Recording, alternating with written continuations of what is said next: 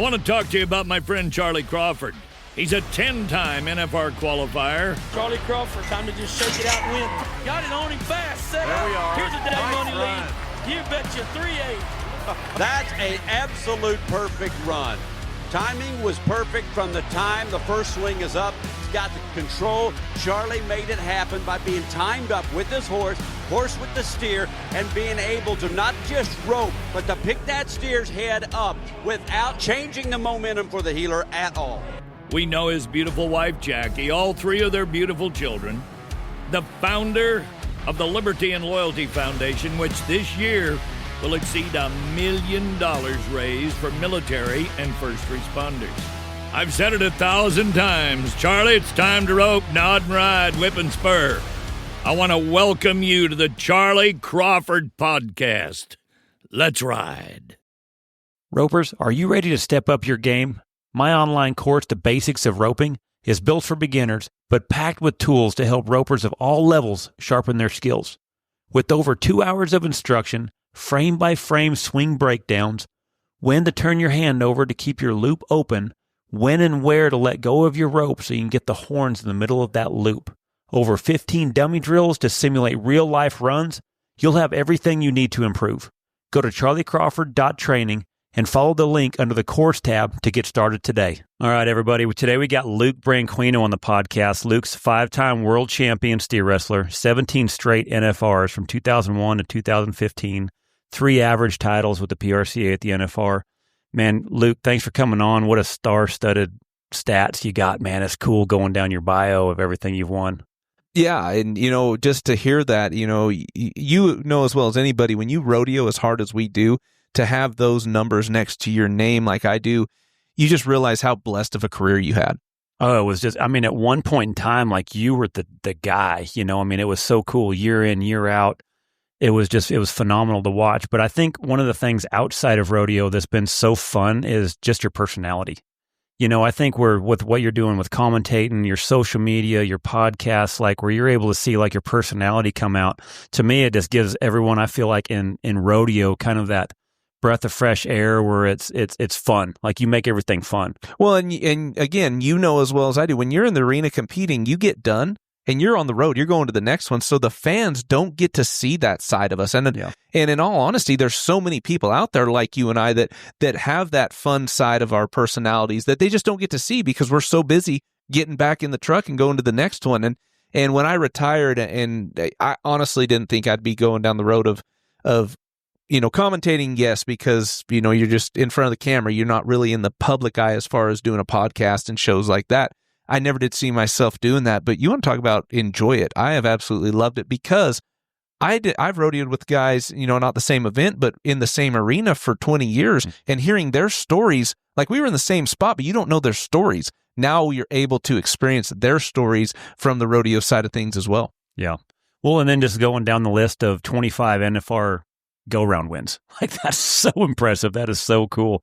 And what a place of all times to be able to hit. It just seemed like, man, whenever the stage got hot is when you really showed up. And that's so fun to watch when, you could see each person. There's somebody in each event that just like is just lighting them up where they're in their own league.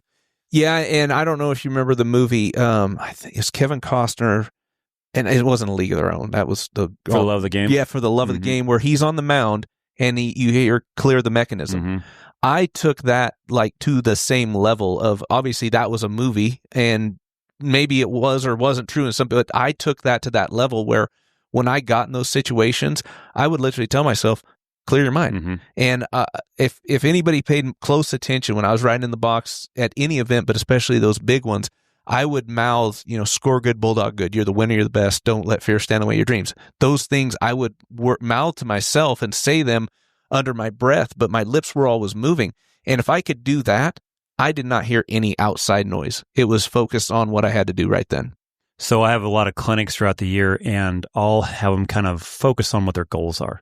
And once we go on day one and kind of learn the technique, day two is once we kind of go back over it again, then I'll test them like, all right, now let's visualize ourselves being in a 4-head jackpot. Round number 1. And then I'll start talking a little bit of trash, just a little bit in round 1. Then round 2, a little bit more trash. Then round 3, I'll All right, third round. This is the hardest one. This is the one right before the short round. Man, if you catch this one now, the lights are going to get loud or bright and the sound's going to get loud. You go to the World Series finals in Vegas. I mean, it is packed in there. Somebody's fixing to win 175 or 150,000, right? And just watching their head and their minds go. And then, all right, now you got 3 down, now short round. All right, here we go. And then the kids, here the girls show up. The breakaway ropers are on the fence. Then I started going back to when I was a kid. What made me nervous, right? Here's all the distractions here and, 175,000. What can you do with that? And I'm like, this during, when Biden was president last year. And I was like, well, with 175,000, you can buy a new truck and a tank of fuel. Yeah. Maybe a bag of groceries, right? Maybe. And just try to get it funny, but I'm wanting it in their head. I want to get in their head. I want to see where they're going to go. Right. And then the amount of guys that I watched practice for 20, 30 minutes, never missed one. And then that fourth one, bam, got in their head. Yeah. Because it's not golf. We're not in golf. He's about to putt. No. Like they're building the drama. Yep. You got Tallman up there. You got all those guys right there, man. This is a chance for the world title. This is, and it's the same way with the jackpots, the big ones. Yep. Man, they get the drama going right there. And so the mental strength to be able to find how to clear your own mechanism so you can do your job and remember what you've been training for. For a lot of people, they're really interested in how the best guys in the world do what you do. Well, and I think for me, a lot of the credit goes to being the youngest of 3 brothers. Everything my brothers did, and I was Tony's I'm 7 years younger than Tony and 4 years younger than Casey. Anyway, I'm young. I'm the youngest. And everything they did, I told myself I could do better. From the time I could walk to now. I mean, I've always said I could do it better. Now, did I necessarily do it better? No, but in my head, I knew I could, whether it was roping calves, team roping, Casey steer wrestle, Tony steer wrestle. He's gonna kill me for this, but I think he jumped 4 steers and quit. And this is where he's going to kill me. We had to get the bulldozer to drag in the dirt from when he hit the last time. There's a reason why he quit. There's a reason why he quit. And we had it on VHS, and for some reason the VHS magically disappeared. He got rid of all the evidence. All the evidence, yes. But no, in all he's honesty, like a lot of congressmen right now in the Epstein files. Exactly. Where Where can we get rid of this? Where can we burn this? What fires can we start to clear all this up? But yeah, I honestly, being the youngest, I knew in my mind I could do it better. And to their benefit, I feel like, or to my benefit, I feel like they helped drive me to be the best. My folks always provided us with what they could. If we needed lights to practice because we played sports in high school, we got lights. We needed stock to practice on, we got stock. Our horses were ranch horses that we made into team roping horses, calf horses, steer wrestling horses. My first steer wrestling horse was probably one of the best ranch horses a guy could ever ask for. Just those things that my parents did for us and what my brothers did to help drive me to be the best, ultimately created what I am as a competitor. And, again, back and in those pressure situations, it didn't matter if it was baseball. I loved baseball. I wanted to play professional baseball when I was younger. I never thought that I sucked at anything, but I didn't feel like I went out and tried to brag about my abilities. It was like, I'm going to do my job. I'm going to do it the very best I can. I'm going to be successful and let my actions, my work speak for itself. And I think to that point, it helped me be the competitor that I am. And so you retired in 2022? Oh, right around there? Yeah, I got hurt in 21 the last time. And 22, I think, is when I, threw my hands up and said, and then when did you get inducted in the Hall of Fame? That was 2023. 23? Yep. That's pretty dang cool. Yeah. Man, that's pretty cool to be able to leave that legacy over there. That is awesome.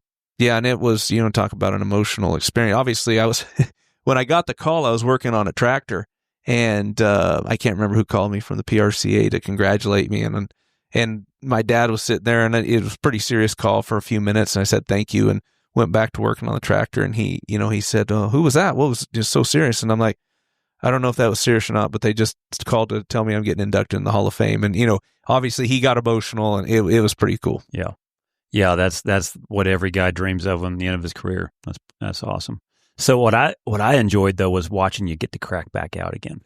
Man, your social media is awesome. Like, I follow you on Instagram, and I love the behind-the-scenes stuff that you guys all do, but, like, to watch you get ready for the American. You and Casey Field both, because that is kind of, in my opinion, what the American does help do is it gets guys that, ain't full-time where if you still want to be able to have a chance at it, the guys that have jobs, being able to have a chance at it, not only, the young kids also having a chance. Like it is such a wide gap of where guys can go through to where anyone, if it's your right time, you've got a shot at it.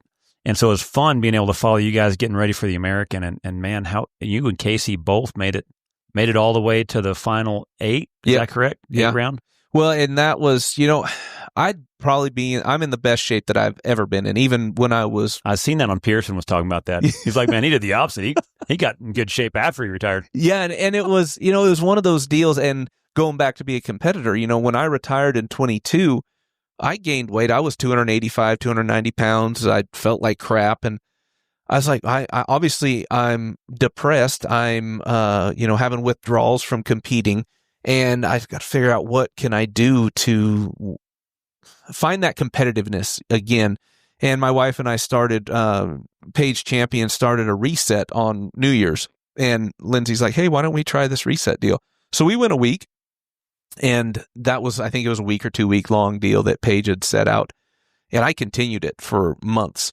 And I think I was down to 230 pounds. I haven't quite cracked under 230 yet, and I'm not trying to now, but I got down to 232 pounds within 8 months, and then started going to the gym, lifting weights. And that was where I found my competitive edge again. And it hurts. It sucks, but you're trying to accomplish something. And that was what my goal was. I want to be healthy. I want to lift weights. I want to compete at this now, because I wasn't steer wrestling. So that was kind of filled the void of not steer wrestling. And so then we're obviously at the finals, and we're doing our post show or pre-show, I don't know, whatever, for Teton, and Katie Kaufman's talking about Casey coming back for potential, out of retirement for the American, and Stetson was up there, and he's coming back off injury, so he's going to have a chance at the million. And I think I just kind of pipe up and said, hey, Katie, what about me? Maybe I should come out of retirement. She's like, oh, that ship has sailed. And in all honesty, I never really thought about coming out of retirement. I mean, in the back of my head, I was like, I'm in great shape. I should try it, but no way was I thinking I'm going to really jump a steer. So she said that, and I just, let it blow by, whatever. And then we get home from the finals, and my oldest son, Cade, started steer wrestling. And we've been going to Justin Schaefer's, and Justin's been just a saving grace as far as being able to help coach your kid. You'll experience this one day. You might know how to team rope, but if you're coaching your kid to team rope, they might not listen to you. Just heads up on that. But Justin, it's been awesome, like helping Cade, understand steer wrestling and technique and all that. Same stuff I'm trying to tell him. It's just coming from a different person in a different way. So anyway, we're a couple. Sure, every father alive right now just heard what you said. Yeah, absolutely. Exactly what you're saying. Absolutely. So it's about 4 days after the finals, and we're at Justin's house, and Cade's wanting to bulldog. So I get him out of school during lunch, and he runs some steers, and he's like, man, she just doesn't feel good. She's running off him, and yada yada. So he gets back in the truck, heads back to school, and I tell Justin, I said, hey, run me a good one in. I'm just gonna kick her by to see what she feels like. And he's like, well, this one's good to jump if you want. And I'm never thought about it. But that was the first time I'd been on the back of a bulldogging horse and went to run by one since I retired. So I get the start, and I'm kicking up to her. I'm like, dang, this looks pretty good. Next thing I know, I'm throwing one. And I get up, I'm like, holy crap, what did it just happened. Like muscle memory took over. So I ran 3 more, and it felt, the second one felt horrible. He drugged me around. I got buckle drug. Third one felt good. And then the fourth one, I actually popped my pec. So it's like, well, that was a great return for 4 steers or 3 steers. I can't even remember. And what do you mean by popped? Like, I don't know what I did. Some of the muscle, tore the tendon, muscle from the tendon, and I had a hole there, and it, anybody that's ever popped a pec knows what I mean. But yeah, I tore it's pretty common in steer wrestling. I've seen where guys will get that pec. Yeah, but I didn't tear the tendon from the bone. It was just tore muscle from the tendon junction. And anyway, I thought, well, that was a great return for a limited amount of time, and at that time I wasn't even thinking American. I go to Vegas and get stem cells from Dr. Lonnie Impey, and I'm not joking, within a week, I was almost back to full strength. And, something like that I've done in the past, it's a month-long or longer issue of recovery. Rehab. And so back to full strength, lifting at the gym within 2 weeks for sure. and then kind of jump a couple more steers. And then this Vegas qualifier regional finals come up. I'm like, oh, hell, I'll give them $1,000 and go try it. Again, I knew I was going to compete, but not on a level of like, I'm going to go have fun. That's all I'm going to do. Go have fun. And I know that my body knows how to do it. And anyway, so that was kind of the start of the return. That's pretty cool. That is one of the things that, like, every once in a while, I've got some guys that'll come over and come rope that are going out there on the road and stuff. And so every once in a while, I'll get on one of theirs and like explain a little bit of what you're talking about. But then, man, if I can get on that way, I kind of feel what you're feeling. Yeah. And feeling what it's like to cock that rope back again and go at one. And you know, it's fun, but I'm okay with like, all right, that was good. Yeah. You know what I'm saying? But like, the thought of, I think all of us with the American and stuff like that. And, you know, that's what I think is just such a cool experience of the American, what it does. But how wild is it with all the people that I remember when we first started the American, they took 10 of the top guys and 5 qualifiers. Yep. Well, now they only take 5 of the top guys and then 5 qualifiers now, correct? Yeah. So your odds are even better. And still no one won the million. I know. Year. How wild was that? So it's leading up to, you know, getting qualified to Vegas and getting to that point, you know, made the top 5 at the West Regional. So knowing I was going to get to compete at Globe Life, which is just a cool feeling anyway. I mean, you got to compete there in 20 at the finals, right? Mm-hmm. And knowing that you're in that venue and getting to compete, you know, it's an awesome feeling. But it was probably 3 weeks before that where it actually hit me. It's like, okay, I get to go to Globe Life. I get to go compete against 15 or 14 guys to get to compete against 5 for $1 million. And that's when, you know, we talk about competitive pressure and things start to kind of not weigh on you, but it becomes a reality. And about 3 weeks before it started to become a reality, I didn't jump a steer from the time Vegas was over for about 2 months. Really? Nope. I figured you'd be jumping a few, nope, shoot dogging, just kind of getting your feel, nope, taking the hits, nope, you know, almost getting your body ready for it. Well, to that, I thought if I took too many hits, I wouldn't be able to compete at the American. Yeah, then there is that, huh? So I jumped the dummy, but I don't even know if I shoot dogged very many up to, you know, till about a month and a half before the American. And, you know, because there's a time like in team roping a little bit, and I know it's not the same as bulldogging, but like in the team roping, you're kind of trying to find that spot where you're peaking at the right moment. Exactly. You know what I mean? You don't want to go too early, and then you obviously don't want to do not enough. Steer wrestling a little bit that way, where you kind of, you know yourself really good by now, so you know, like, man, if I can get ready right about here, maybe I won't get sore, but I also got a chance to peak out the right time. Yeah, and I felt like I actually peaked before. And, you know, again, once that realization hit that I have a chance to have a shot at the million, I practiced a little harder. I worked out a little harder. And on a Sunday, we decided to do some bench press. I hadn't bench pressed with a bar. It's all dumbbell for more stability type stuff. And I think I put up 245 and then we did 275. And it felt good. Nothing hurt. Well, the next day, and this was 2 weeks before the American, because I actually entered San Angelo. I wanted to ride that mare that I was going to ride at the American, so I wanted just to get a competition run on her. I rode her at Vegas, Shelby of Brent Arnold's, and she was freaking amazing. But I thought I'm going to enter San Angelo. It's open. They take everybody. I don't have to worry about getting drawn out due to qualifications. And that, I'm trying to think. Oh, it was the Monday, so I was up Tuesday, Wednesday at Angelo, so I jumped some steers on Monday, and I popped my pec again. Something, I don't know what the heck I did. Ran 4 steers. Everything felt good. On the 4th one, I come back. I was like, that felt pretty good. Well, I go to shut the chute gate and just go to push it together with both hands. And I cannot move this one. I cannot physically push the head gate with my right arm. So to your point, I pushed myself so hard where the week before the American, I feel like I peaked out. Got it. Trying too hard working out too hard, practicing too hard. So I took that next week off. I went, I didn't even actually go get stem because it was just the timing didn't work out. And anyway, I felt like I did good at the American, but I felt like I didn't do what I was still capable of. But again, great experience. Still cool experience. Absolutely. Being able to win first on Friday in the contender finals. I actually got a buckle in the mail. So as the last, it'll be maybe the last buckle. The first buckle I've won. First buckle I've won since St. Paul in 2021. So pretty cool. Yeah, no, it's cool. Everyone to watch. And I think that's what I love so much about the American is the stories they pull out. Yeah. They look for them. It's kind of like the Kentucky Derby. they pull out the good stories on every rider and stuff where, the guys that have been the greatest still, we got one chance here to kind of see if we can peak out at the right time. But to be able to capture those stories that you guys do such a good job of doing, I think is so much fun because it builds the audience. Absolutely. It's that Toby Keith song. I'm not as good as I once was, but I'm good once as I ever was type deal. Yeah. And that's where that American gives a chance for a guy to do that again. Yep. And it is on the biggest stage. Absolutely. And, to be a millionaire. You this year on Fox, and it was live. I know last year there was a lot of people up in arms that it wasn't on, live. It was delayed. But what a lot of people don't understand is production schedule. Explain that. I would love to hear that explained. Well, and I'll do the best I can with the knowledge I have. But, when you have an event, you have to, some of these big networks, they're 2 years out on dates. So when you have your event scheduled, you can't say, hey, I need this date for our TV. They're like, well, sorry, we have something that we can't put it on. So that's why the American got moved to April this year, because that was a date where we can go live.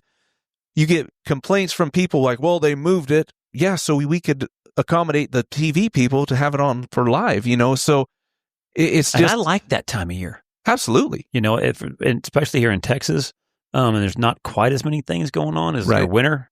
And so it seems like a good time too. But what I also heard too was the fact that just getting it on Fox Sports, is that correct? Yeah. It was on Fox Sports. Fox Sports 2, Fox Sports 1, and then the actual Final Four for the million was on Big Fox, the big Fox. Because I heard even the tape delay last year was in front of, I heard maybe 14 million viewers or something like that. Yeah, I forgot it could what the be. stats were. Well, you think about that, you're taking the time, and I get it. Guys wanting to watch it live. I get exactly what, a lot of guys' frustration are that are true fans like me, but you had to get a ticket to go watch it. We weren't able to. You already know who the winner is 2 weeks later. But what I liked was the fact that, man, they're trying to get out 100% and get new viewerships, where then this year they addressed it. It was live. So, I mean, it's it's good to see where the growth is and what they're trying to do. Well, and push it, like you said, growth. If we just keep catering to our core, which is awesome, you have to cater to your core, but you have to expand. You have to go get new fans because, I hate to say it, but this core, when you get to be 70, 80, 90 years old, you're going to die. If you don't keep putting new people in, pretty soon your core shrinks to nothing. We have to expand and get more eyeballs from different corners of the world. Well, and not only that, that's what a lot of these sponsors are looking for. Absolutely. How many eyeballs are watching this? Absolutely. New eyeballs. Right. And so then otherwise you just keep saturating the same industry. Yeah. And there's going to be out of money after a while. So you got to get new viewerships, bigger viewerships, to where in that way you're going to start creating, in my opinion, you're going to start getting outside the industry sponsors. Yeah. And to that point, you take a company like Resistol, who I've been with for 20 plus years. If they keep putting it into the Cowboy channel, that's great. But those people already have Cowboy hats, right? Yep. They want to go get expanded beyond the core group. Yep, and again, you don't want to discount the core group because they're what got you here, right? For sure. But you want to go outside the box and start getting those other people that maybe were thinking about, do I want to buy a Cowboy hat or do I not want to buy a Cowboy hat? It just, okay, now we got them sold. We were on Fox. We went out, we got a guy from New York City, we got a guy from New Orleans, we got a guy from Seattle that just happened to turn on their TV onto Fox and loved this rodeo that was sponsored by Resistol. Not only that, maybe even somebody in another country. Absolutely, 100%.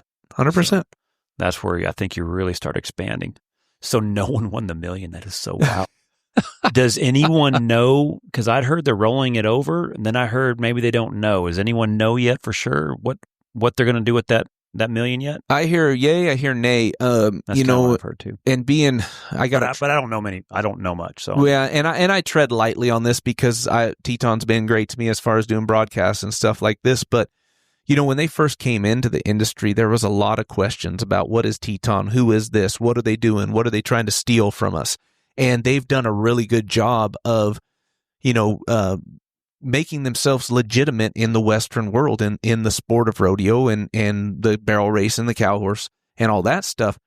To me, if they do that, they will lose, if they don't roll it over, they will lose a lot of credibility from the people that they had a hard time gaining their trust in the first place. Yeah, that's interesting. And I mean, I don't want to see that happen because they've done such a good job of helping enhance the Western sports. Absolutely.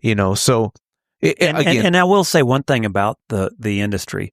I think it's good that people are asking questions. 100%. You know, when someone's coming in, you know, I mean, they could also get mob mentality as well. So there's that side of it. But I think we're always going to have people who are like, you know, wanting to be real concerned about who's in it, what people could do with it, you know, because if it does get in the wrong hands. So I think the questions is great, but man, from Jackie and you guys being on the inside working with them, man, with Joe and everyone in there, man, all I've heard is just so much positivity on what you guys are trying to do and what they're trying to do in the industry. So yeah, they're trying to elevate it and, you know, go beyond the norm and get outside of the box, you know. Yeah. Well, man, it was being a steer wrestling fan because you guys are some of the greatest guys in rodeo. You know, we had Jacobs Crawley on the other day, and bronc riding I was always such a fan of bronc riders because they're cowboys, you know, and that's kind of how things originated. You know, we got to break this horse, so we're do some cowboy shit. Absolutely. Ride this sucker, you know, like on the Cowboys, blindfold them, sneak them on, and let's get after it. Yeah. And, but man, the steer wrestling has just been some of the greatest guys in rodeo, you know, the camaraderie you guys have, the togetherness you guys have. And, you know, one of those guys that I'm always seeing over there helping Jackie and always, you know, helping them breakaway ropers, Will Loomis. Yeah. You know, getting the dub over there at the American, you know, how cool is that? I'm such a fan of that guy. You know, Will, before I ran my steer Friday night at the Contender Finals, they had told me Will had ran that steer at Jackson, I think. And, you know, Will was there. He's a little tuned up. He, you know, been on having a good time. He wasn't up, so why wouldn't he? And I asked him about this steer. He's like, man, look, that steer leaves good. You could take the start. He went to hand you his head a little bit. And, you know, and Will Loomis talked, so I kind of had to slow him down a little bit. And anyway, I said, hey, Will, how about a shove? Because I promise if you want to get one out of there clean, you get Will Loomis to shove. That's what the girls say. If your horse ain't scoring, you go find Will. Absolutely. And so, man, I take the start, blast the barrier, throw the steer down. I think Will Loomis was the first one to me with a hug and, you know, high five. And that guy is gold. And I got to rodeo with Will, but even cooler, I got to rodeo with his uncle Bob. And I don't know if you remember Bob or not, but they are legend. Yeah, two peas in a pod, just awesome, and would do anything, give you the shirt off their back to help you out. And anyway, so yeah, a lot of the credit, not a lot, a little credit of that goes to Will getting him out of there because I was rolling at the barrier. And then you know, always having a guy like Will in your corner. But there's so many steer wrestlers like that. It's like I don't want to say a fraternity, but it's just a brotherhood. A brotherhood, exactly. You know, I've been around guys in the military now with this military event that I do and first responders, and I'm telling you, I've never felt a brotherhood like I have with these guys before. Where I mean, they truly have your six. You know, I mean, there's some guys in this organization I promise you would step in front of a bullet for me. Absolutely. Like, and no offense, I love team ropers, but I never had that feeling, team roping. You know what I'm saying? And so when you're around that, it's different. Yeah. You know, you guys always being like I said, you know, being around you guys, like, it's so much fun, man. You need a head, like the amount of times I'd go to a rodeo and the steer wrestlers would jump in there and push for me and or grab the steer's head and stuff. You know, it's guys that are just that brotherhood feel to it, the camaraderie and just selflessness was always something I always thought of when I thought of you guys. And no, it's absolutely. a cool event. Absolutely. And like you said, it's beyond, it's about everybody in the event. And every clinic I ever do, that's one of the things I preach to them. I said, we're so small. You guys need to look out for each other, help each other out, whether it's in the practice pen, at the rodeo. You know, if you see somebody doesn't have anybody on their steer's head, bail over there and help them, you know, and I think that's something that I've taught for the last 15 years or 20 years of doing clinics that I really feel like I get that driven home to them almost more than anything. What do you think the reason is for it in that event that's so strong? That's a great question. I don't know because a lot of you guys seem like almost like linebackers. And so it's almost like a lot of you guys were in team sports where it's almost like you guys were around team play a lot. Is what it almost seemed like when I got in there. Yeah. You know, it almost felt like when I was around you guys back in the locker room again. You know what I'm saying? Like it was like comforting, like, oh gosh, this kind of feels, I'm comfortable in this. Well, and I think as steer wrestlers, we understand it's not me against Will Loomis. It's me against the steer I have drawn. If I go do my job, if I do everything I'm supposed to do and I don't win, there's nothing else I could have done different. You know, and I feel like other events, they more focus on who's around them, who they have to beat instead of the stock they have drawn. And that's been something I've, again, always preached. You don't worry about what anybody else is doing. You take care of your business. If you do it good, you're going to get paid. Yeah.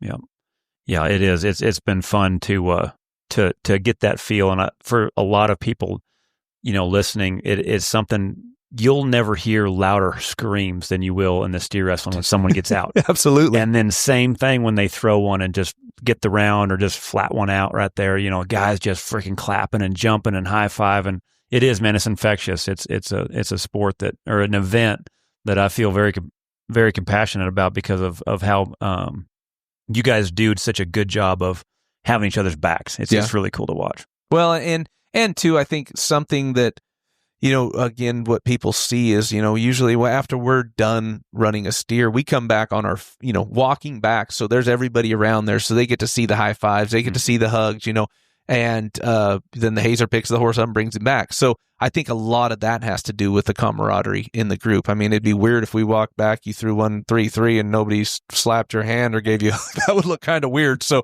kind of maybe saving face. But no, I think that has a lot to do with it, though. I mean, you're in the moment with them. So they throw the hell out of one. Yeah. You're like, hell yeah, and slap hands, hug, and I think that helps just increase the bond. Mm-hmm. Well, speaking of team sports, man, it was cool watching the Kid Rock Rodeo last week and watching the team kind of element get presented and the creativity that Kid Rock brings to rodeo. And I see where Joe B and Sid Steiner and the Team Jokers got the dub over there at the Kid Rock Rodeo. Yeah, and it was pretty cool. This second year of me being the commissioner, so I'm pretty much from ground floor up to helping. I'd say I don't build it. I just kind of make suggestions. And we have a whole crew: Robert Simpson, Luke Kaufman, Jack Holmberg. Those guys at the PBR are just awesome. And that's a few names of people that I should be naming, but we'd be here all day talking about that. What Sean Gleason's his vision was, and it really showed through this year. The first year was long. I think it was a 6.5 hour event, 7 hour event. This year we trimmed several hours off, and it was awesome. But to see the team aspect of it, where the coaches get to draft, their athletes and watch the coaches kind of position them into, I guess, positions where they feel like they could be the most successful, whether it's in the rough stock riding the horse, bareback or saddle bronc, or in the time events. Like, I want this guy to go first because this next guy handles pressure a little bit different. To see that, it's pretty neat to witness. And, when bronc riders on a breakaway calf, roper's calf's head or pushing, or just everybody comes together as one unit. I think that's cool to see for the sport, for sure. For sure. And, again, we talk about expanding our audience. When Kid Rock said he wanted to be a part of it, and I told him at the event, I said, man, you don't know what you've done as far as bringing new eyeballs to our sport and increasing our increasing what we're trying to do in the Western world is huge. And, he's been a fan of rodeo and Western sports, bull riding, obviously, for a long time. And now he wants to step in and be part of, the rodeo side of it. It's pretty awesome. I think it's such a blessing in the fact, if you think of the people that would have never seen rodeo until, the people that he's able to reach. Yeah. To be able to bring into our sport is phenomenal. And I think woke has ruined so many other sports. And it's cool to see where the tradition of rodeo always stayed the same. Yeah. We pray before every rodeo. We take our hat off. We pray for the national anthem. Everyone looks at the flag. Yep. If you're kneeling in rodeo, you better be hurt or you're about to be. Yeah, absolutely. And so that has that patriot. It's always kept that, and that's been so appealing. And I think in this day and age, where people are drawn to it for a lot of those reasons. And I've big Kid Rock follower, and to be able to see the amount of podcasts that he's been on between Rogan or Theo Vaughn, and I'm sure many others, promoting rodeo. And so I think that what he's going to be able to do in a few short years, I'd love to see what 5 years looks like. Yeah. Where especially when I'm sure he's probably going to have people sponsoring teams. Yeah. Where then you're going to be able to you're bringing in sponsors that have never even thought about rodeo, now possibly getting into it. So that's exciting, I think, of what could happen. Yeah. And I think we've seen that in the PBR team series, right? I got to be a part of that on the TV side the second year. And there was a lot of haters, a lot of doubters. This will never work. And now it's really taken traction and taken off. And, that's one of the, I guess, my pet peeves with this industry. When you go to try something new, everybody hates it. It's the dumbest thing ever. It'll never work. Instead of saying, hey, let's give this a chance. And, I guess just people being... Well, I feel like, too, the same people that bitch that there's not enough money complain when somebody tries to do something different. You know what I'm We're saying? going to bring you more money. No, we don't want more money. I thought you said Why you isn't did. this paying more money? Exactly. So, and it is tricky. I really do feel like it's tricky in the fact that, like, you got to keep the base tradition. Yeah, 100%. But you've also got to try some other things outside of that. So, okay, what sticks? What do we have to keep in order for this to stay the same? But then also, how do we evolve? It's a tricky dance. And it's funny that we talk about expanding, and I can't remember his name, but he was the PRCA commissioner, and everybody was up in arms because he paid for television rights. And I can't remember if it was ESPN, GAC, CB. I can't remember what network it was, but he paid them so we could be on TV, and they were bitching and complaining. He just opened the door. Yeah, it cost us money, but he opened the door for more eyeballs, more viewership, and go back to the sponsors.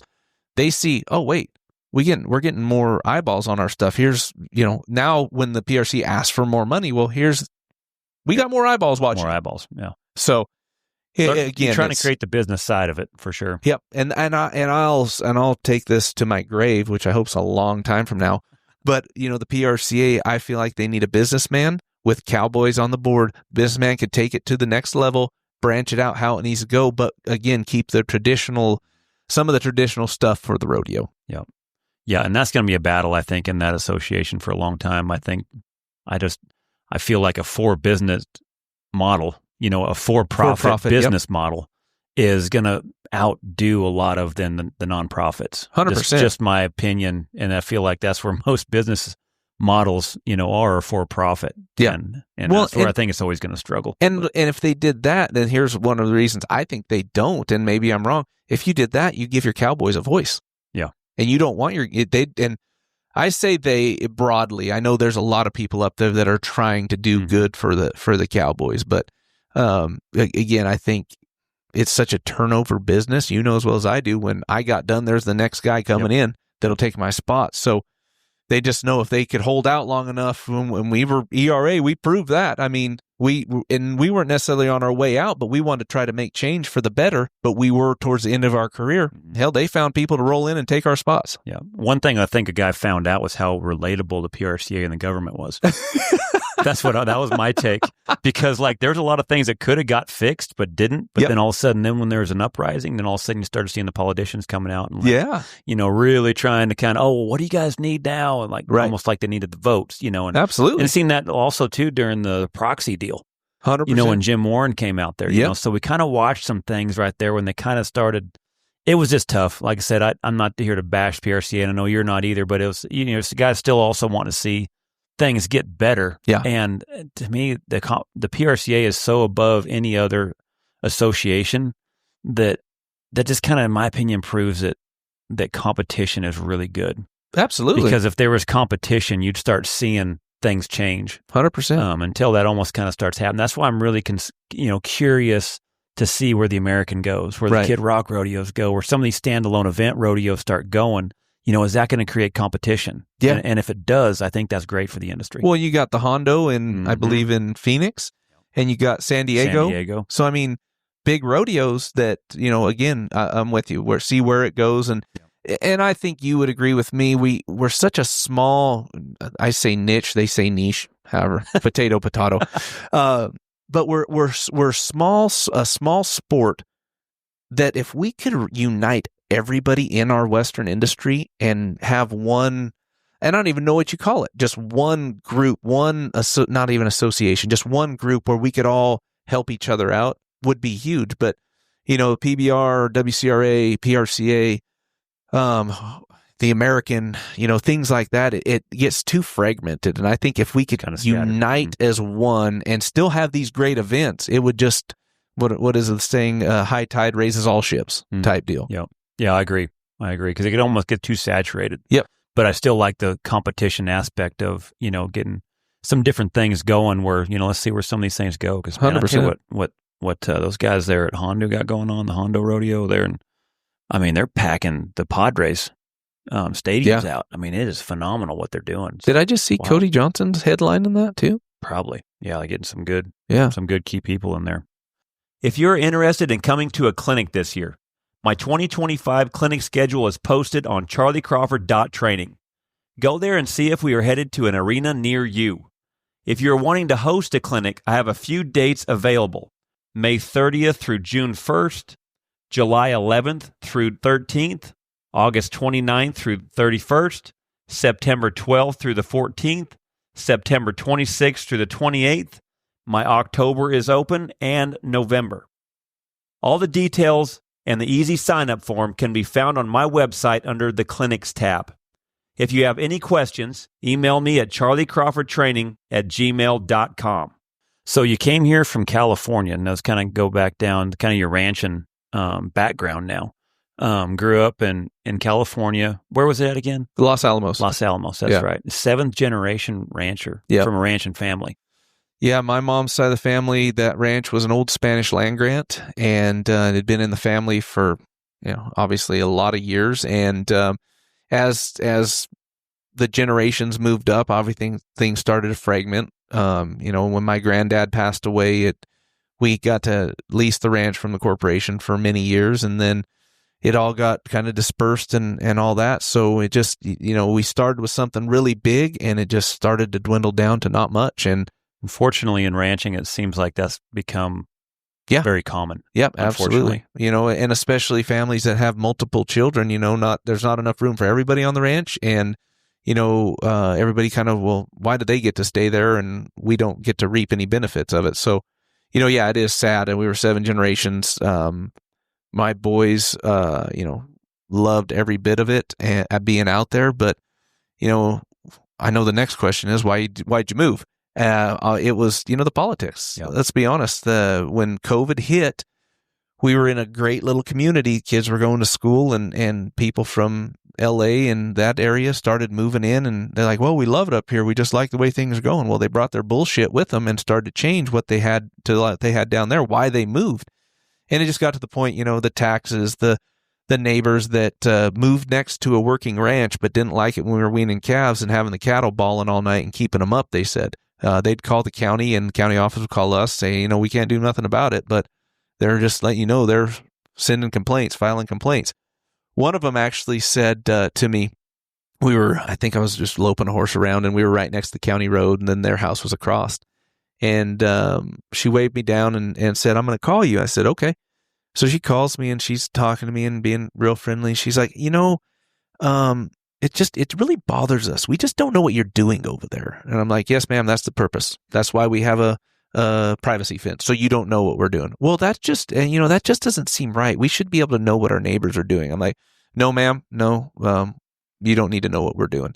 And it just got to be that. And, get the kids out of that situation where, when we visited the schools here, it was, we teach the student, not the class. So, that was important to us. If your student's struggling, they teach your student, not just you got to keep up with the rest of the class, and just little things like that. Yeah, we see it so common. And what I hate so much about what's going on in our country is how hard it is to be a rancher. Absolutely, yeah. It's tough. We're talking about people that are putting food on the table. Yep. How are we making lives harder for the ranchers and the farmers instead of easier? Oh my gosh, the kids see the struggle of the parents. Well, they don't want nothing to do with that, right? So then when it's time to go, then they just cut it up, and you're losing a lot of good farmland and a lot of good ranchers, and I hate seeing that, because after a while, where are we going to get our food? Yeah, exactly. And so the grocery store. If you ask people from the city, you just go to the grocery store. How wild is that? Where's your steak come from? The meat aisle? Where do you get your vegetables from? The freaking deli? Duh, the grocery department, right? Where the vegetables are. It's wild. Yeah, it's such a. They have no clue. They got no clue. But, in California, I know you've been out there a lot and rodeo. Beautiful. Just so beautiful. And the weather, just where we were at, you couldn't ask for better weather. We were actually out for the Vistadores ride just a couple weeks ago, and I flew in. Or actually, I drove in. Lindsay flew. She still has her store in California, so, Favorite Boutique, I'm going to give her a plug. Yeah, absolutely. So she goes out several times a year, and so she flew out. I drove her car and hauled some stuff, and when I got to the coast, I had get out and go to the bathroom. So I just, peed on the coast.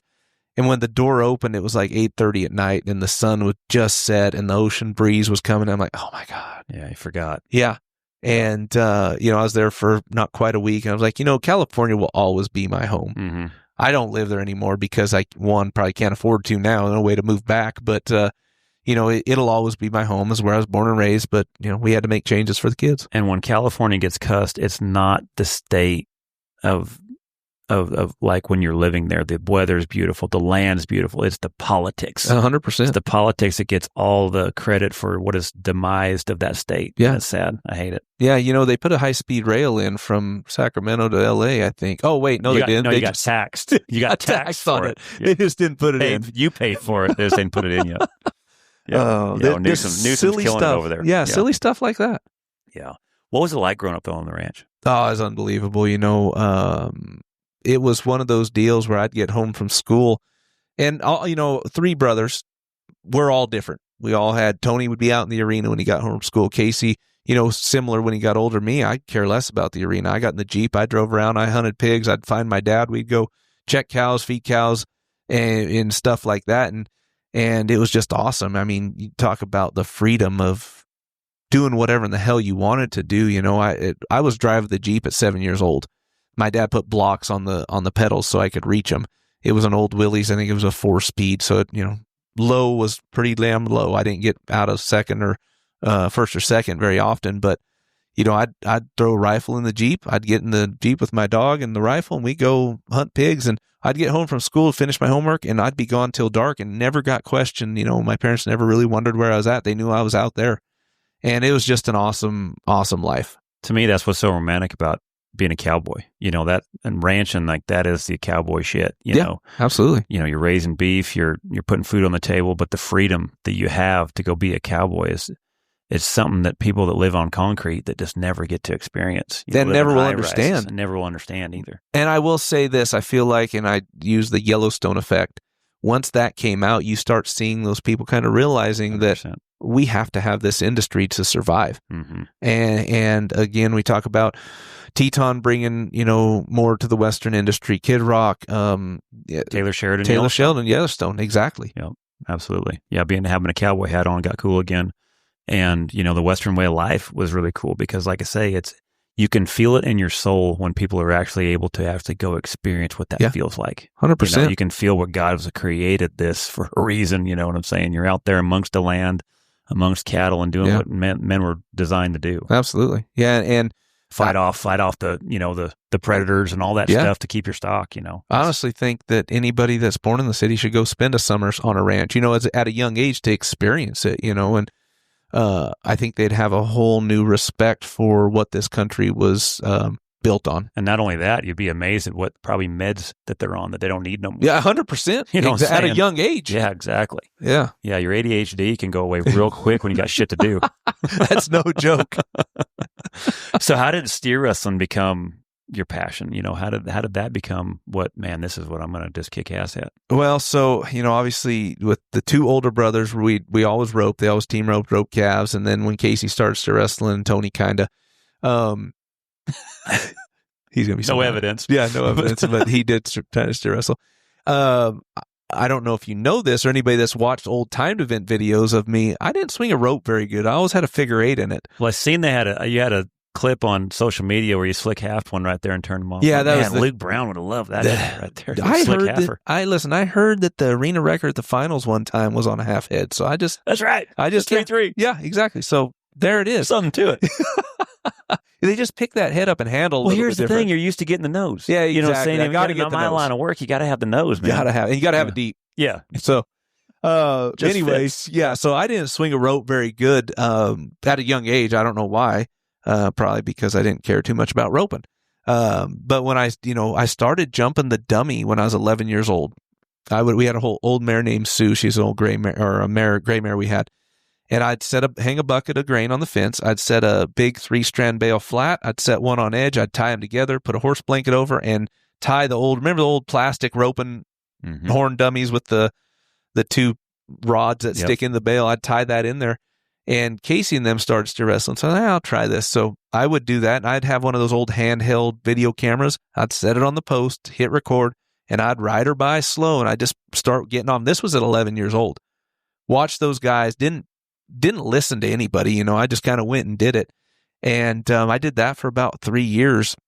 I watched a lot of Butch Myers techniques of the 90s bulldogging tapes. I think I went through 2 or 3 of them, wore them out. And I loved it. I loved the physicality of, getting a hold of the steer, having to be aggressive, having to, use technique, because when I started, I wasn't very big. So I had to use my technique to slide, to control, and all that. And when I started getting bigger, I could use that technique with strength, and it just started clicking. When did it really start clicking, you feel like? College? Yeah, I'd say my senior year of high school. I could tell you today, I could remember the very first steer I ever slid. I got drug around for 2 years. Like, I'd hook up those horns, I get spun around, stepped on, get back to my feet and grab the nose and tip them over. But I could remember like it's yesterday. In fact, visualizing it right now, the very first steer I slid, and I popped the chute and I slide him 20 feet, and I don't make a great run, but I slid him. That was what I was working on. And I got up so excited.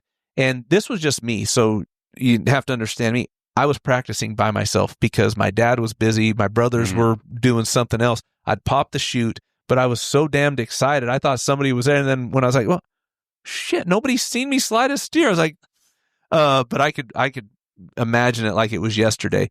But yeah, I would say my senior year of high school is when it really started to click. I remember the same thing you talked about. I love the physicality of it, being able to kind of have that football feel to it. Yeah, absolutely. And the hardest thing for me, I remembered when I was learning how to steer wrestler with Sam Willis, was when you were going fast enough to try to convince your knee to bend. Exactly. That one was the hardest one. And I think after a while, Sam knows that. And so he would tell you right before you nod, like, hey, this horse, if you don't jump, this horse will jump the back fence. You can't, like, she won't no pull stopping. Up. You can't stop him. So that helps. Even though I already went by the steer, I just jumped anyway, though. But yeah. But I don't know how many times it took before it was so hard to convince my knee that if you'll bend, this will make the rest of this body feel a lot comfortable. That's every clinic I ever do. We start with sliding the dummy, we start jumping the dummy, we shoot dog, and I said, okay, guys, everything we just did, what we're going to do now is the absolute easiest thing to do if you could talk yourself into it. Yeah. Because your brain's designed to keep you alive. Exactly. And so to try to convince your brain and your knee that, hey, no, this is going to be good for you. Yeah. I will say this. I've seen a lot worse wrecks, guys trying to ride by at the back end than I've seen them just tumbling. No kidding. But that's the easiest part of steer wrestling, is bending your knee and catching them. If you could just convince yourself to do it. Once you finally get it, and you're like, oh. Yeah. That one's a tough one. Yeah. I loved it. I was not any good at it. I loved it. Buck used to haze for me all the time. Yeah. Buck Campbell. And he always called me catch and release. Because I could hit the barrier pretty good. They get in there, slide pretty good, and I go to the nose, they slip right by me. He's like, catch and release. I could hear Buck saying that like it was like he's standing right here. Yeah. Oh man. Yeah, he made steer wrestling fun, that's for sure. Man, probably not a bigger fan. No, absolutely not. I just seen he hazed one at Reading for Dakota, I think, right? Yeah, he was ready to, after he hazed, heal one too. Yeah. Had his rope strapped on. Did he win the first round of the team over? They placed? I thought I heard that, yeah. Yeah. Mm-hmm. I seen him with his rope strapped on hazing. Yeah, love it. That's Cowboy right there. Love old Buck. Yeah. What? So when college started, did you go to college steer wrestling, or did you just go from high school to? No, I went to college, West Hills Community College, rodeo for Bruce Hunt. That would have been 99 and 2000. I was in school from 99. I paid a kid to do my homework in 2000, which was my rookie year, so I was kind of gone rodeoing pretty hard. And so I 2 years of college, 2 years of college finals, and then my rookie year, I went to the college finals my rookie year, and damn near made the finals, ended up 16th. Yeah, I remember by like $1,300. $1,300, yeah. Your first year, won the rookie of the year. Yep. And so next year, because I would think that even in steer wrestling, that's still got to be hard your first year. You're going to places you've never been. Starts are different. There's so much to learn your first year. Length of boxes, width of boxes. Like in the team rope, and like on the head side. You breaking that down way too much. Like for us, it would change your start. Nope, not us. Or where you'd ride to. So none of it really changed right there. It was all just whenever you got close enough. Because like for a lot of us too, is like to expect the steer, the shot's going to be there, or it might be a little further down. Like that's what I kind of meant. Like your boxes. The steer might be a little further away. I was like, okay, this one now is going to be pretty fast, but just little things like that. Yeah. So, I mean, for me, and go down a rabbit hole on this, so I'll try to not. But my rookie year, I rodeoed with some good guys, Trav Cadwell, Vince Walker, Dirk Flournoy and a couple other guys. And in all honesty, missing the finals by $1,300, we all talk about things that could have went different, should have went different, didn't, was probably one of the best things that happened to me in my career, because it made me realize I should have been here. I can compete with the very best in the world, but I also learned a lot of what not to do with those guys. There's, things that, well, if I changed this, I would have had a better outcome over here. So that first year, I learned a lot of what not to do. Yeah. I took that stuff the rest of my career 10 years, and rolled with it and realized I made these changes early on, and it just exploded my career over here. What were some of the things you felt like you learned not to do? Well, we showed up to Denver, and now granted, I won the first round at Denver my rookie year, so I was on cloud 9, but we showed up to Denver, and it was similar to how it is. You run you 4 performances. You run your first one in the first perf, come back in that 4th set. So it's a first and 4th run, or you're in the middle where you get the 2nd and 3rd run. We were in the 2nd and 3rd run. We show up to watch the first perf, get the horses put up, and we don't go watch the perf. We go to the bar. And I was like, hey, we're going to run these steers like tomorrow, or in the morning, or after matinee perf. Yeah, well, we'll be fine. Which, now granted, I won the first round, so I just learned little things like that, like you need to go take care of your business. Throwing them down comes first. Yeah. There's a lot of that out there, because that's the hard thing about rodeos, especially when you first get out there. It's a lot of fun. Absolutely. So to try to keep the priorities in line, it seems like it takes a few years to, because like I say, that freedom, the freedom that a guy has, because I think for a lot of times, growing up is, you almost had people almost kind of telling you what to do a little bit. So when you had the freedom, you kind of run off and you're like, okay, yeah, that was where I should have took care of business. Yeah. And I was 19-year-old, and just like, whew, I'm free. I can do whatever the hell I want. But, again, learned a lot of what not to do, and a lot what to do, in certain situations. Trav Cadwell, I rodeed with him until he retired, and he's been somebody that has really helped mold me as a steer wrestler and helped me have the success I had. And I mean, getting by, steers that weren't very good. If one was low-headed, pulls on your right arm, he'd say, well, do this, try that, and it'd work. And, so his bulldogging advice really helped get me to where I was at as far as a steer wrestler. What do you think was that started making that turnover from your first year to making the NFR, then being one of the guys that couldn't be beat? What do you think that stage kind of got to when you finally got to where all of a sudden now, like, when you nod your head, you're winning? Yeah, and I just think it all goes down to confidence and knowing that it didn't matter who was entered, what steer you had drawn, and that was stuff I tried to implement even at a young age. I didn't care if that steer got away from 15 guys. I was going to get him matted. It may take me 30 seconds, but I'm going to get him matted. And I think just carrying that confidence of a steer can't beat me. Not another athlete can't beat me, but a steer can't beat me. Working on a lot of little things technically. And that's where, I talked about being smaller when I first started, really helped me in my career. I could get by technically, or I can get by throwing my weight around. And when I used the two together, I just felt like once that clicked in my head, it was not easy, but it made it easier. So your technique as well as probably bailing you out on smaller steers where you needed to have a little bit more technique, a little softer to where you had that. But then when you had one that you needed to put the anchor down on, you were able to do that as well. So you became so versatile. In position. Like, a lot of guys think if you're bigger, you could just swing around and mash their head. Yes, you can, but you might get a roll down their back fall or hang a leg. But if you put that technique into them where you're sliding them, maybe a foot instead of sliding them 4 foot, because you have that extra weight, you control them, you slow their body down, and then the finish is huge. So merging the two together. One of the things too that I thought you had to probably deal with a lot of that was in the public eye of the adversity that probably created so much talk on instant replay. You know what I'm saying? How hard was that one to get over? And they finally got it now? I think they would have got it now, but I was pissed off. It is what it is. Walk us through that on what happened, what round. I know what round it was, but I mean, what year and stuff like that, because I've not forgotten it. Yeah, round 10, 2009 National Finals. Lee Graves and I are battling out for a world championship, and I think, and my number, it's been so long ago, you forget about the negative, bad stuff. but I think I had to be like 5'8" or something to win the average.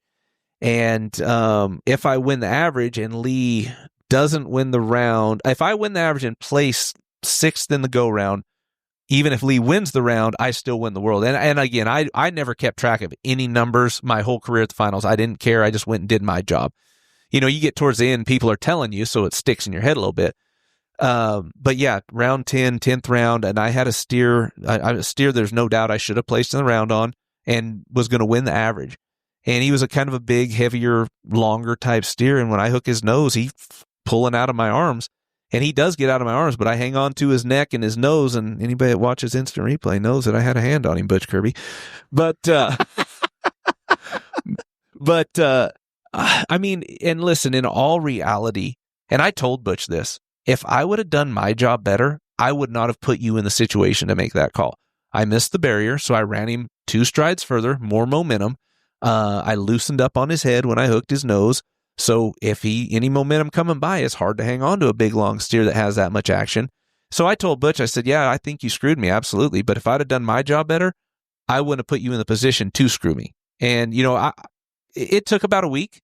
It was actually, I guess I was fortunate, but I was doing a steer wrestling clinic in Australia the week after the finals. So I got home from the Vegas on Sunday. Lindsay and I flew out like a Tuesday. I had my phone shut off. We flew to Australia, and a lot of people down there didn't even know what had happened yet.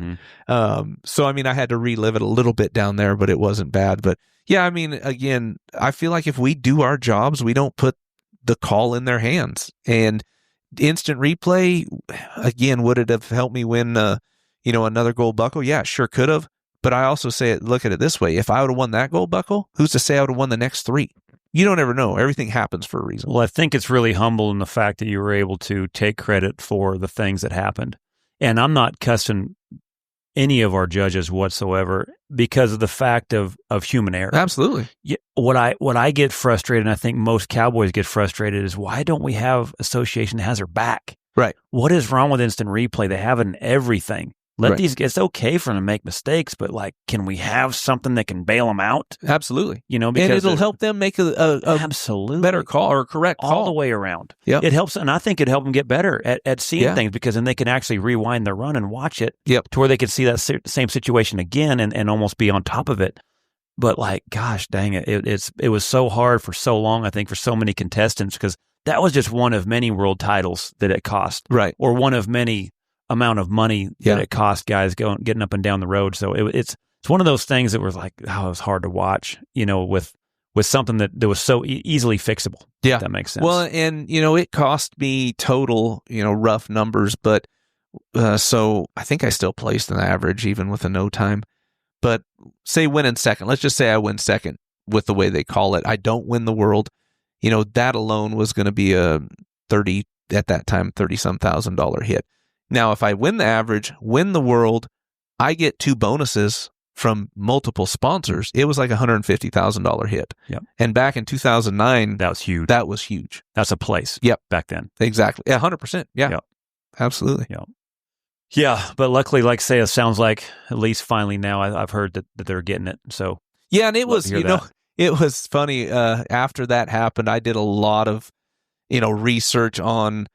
And steer wrestling only, obviously, but like, when the steer hits flat and then you have to take into account the flag dropping, the plunger stopping on the timer, it's about 0.3 of a second. So, my simple idea was you have instant replay. When the steer hits flat, you stop the clock there. And if it says 3.9 seconds, you add 0.3 to it, therefore 2. That simple. So, I mean, I do feel like there are instant replay is a no-brainer. We see it in the WCRA. We see it at Kid Rock and Rodeo. We see it at the American. We see it now. They're starting to implement it at the PRCA rodeos. But every professional sport has it. And if you want to call yourself a professional sport, 100%. Why don't you keep up with the times? 100%. Yeah, because that's where I think it would just put so much pressure off of our judges. 100%. That's where I get to feel so sorry for some of these guys when they're trying to make a split-second decision. Yeah. And that's tough, to be able to have some grace with, man, I didn't see it. Yeah. To where you're able to fix it. Yeah. And again, I think rodeo judges can be stubborn and they don't want to admit that they make mistakes. But when it's costing guys money like it is now, we need to have it right. Exactly right. What were some of the good stories though throughout your career with some of the guys? Because you travel with some great guys, you know. I mean, and for that long to be out there, you know, bulldoggers have fun. You know, team ropers, especially headers, we're tough because like I was telling you earlier, you thought that like when the guys came home from the summer, it'd be easy to get a podcast on. Right. It's not. Now, there's a reason why I had like 10 or 12 healers lined up because they go heal a few steers for a little while and they've got time. They got to score their horse. We got to take our horses to the vet. We got to keep scoring our horses. We got to try to fix them from ducking. You know, I mean, we got a lot of stuff to do. But like steer wrestlers, like when you guys go places, like you guys have a lot of fun. Like, so what are some of the fun stories you guys had out there when you were rodeoing? Oh, there's so many of them, but I bet there has to be one that sticks in my mind. And so Billy Buganig and I, everybody doesn't know Billy. You should Google him. He's a kick in the pants. But yeah, I rodeoed with Billy a lot, and we were in Sheridan, Wyoming, and then we were going to Casper, Wyoming for the short round. So we got done at the Perf that night in Sheridan. We catch a ride down to Casper. We get a hotel room. It was late. I mean, we didn't get to Casper till probably 1 or 2 in the morning. And we wake up at about 10 or 11, go get something to eat. So we go to have a little late lunch there by the hotel. And we're eating, and the waitress comes up, and she says, "Hey, would you guys like some dessert?" And obviously we're bulldoggers, so the answer is hell yes. And I don't even remember what I got, but Bill's like, "I'll try that strawberry rhubarb." I hate rhubarb, by the way. That's why I didn't order it. And so he eats it, and we it's about 3 o'clock or so. We get out to the arena, and I'm talking to Jake Barnes. We're at the rodeo office, and I'm just BSing with Jake Barnes. And Billy keeps walking around the corner of the rodeo office and just has that nervous, like, this. And I bet I talked to Jake for 15, 20 minutes. And finally, Jake walks off, and Billy comes up, Luke, I got a problem. And you know Bill, if anybody knows Bill, you can hear, "I got a problem, Luke." It's like, "What is it, Bill?" He's like, I'm itching everywhere." And he starts blotching up. I mean, he is just broke out everywhere. And I got to think, I'm like, "Damn, Bill, what happened?" I was like, "Oh, you're allergic to rhubarb," which I didn't know that was a deal till, a few years before that.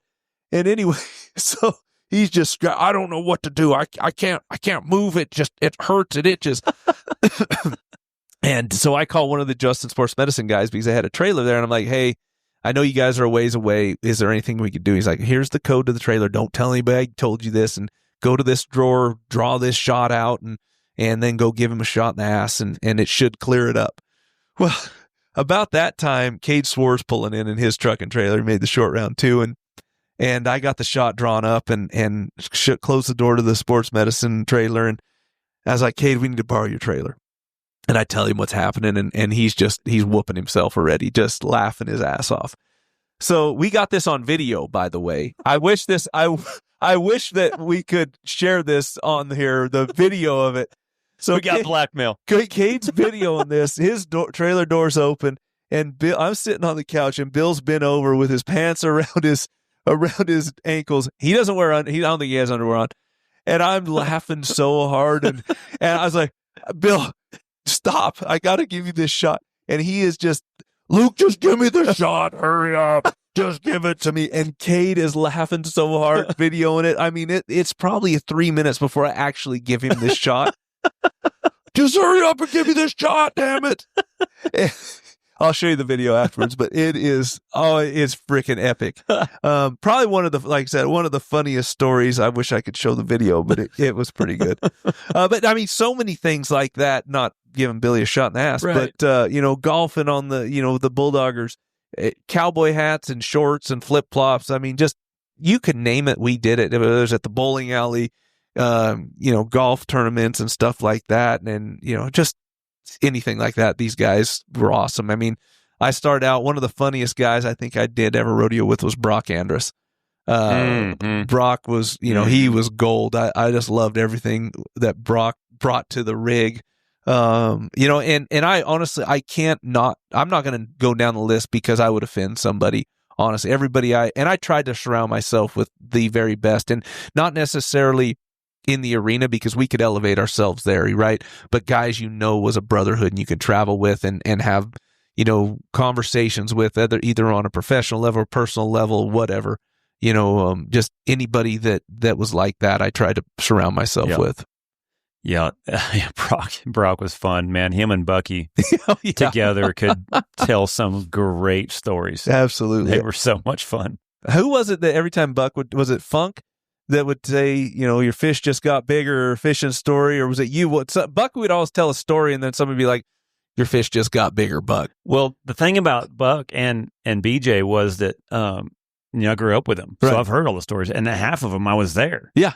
And the story was always a little better each time. Right. And so everyone's like, man, if you ever get tired of hearing these stories? I'm like, no, because they're almost different every time.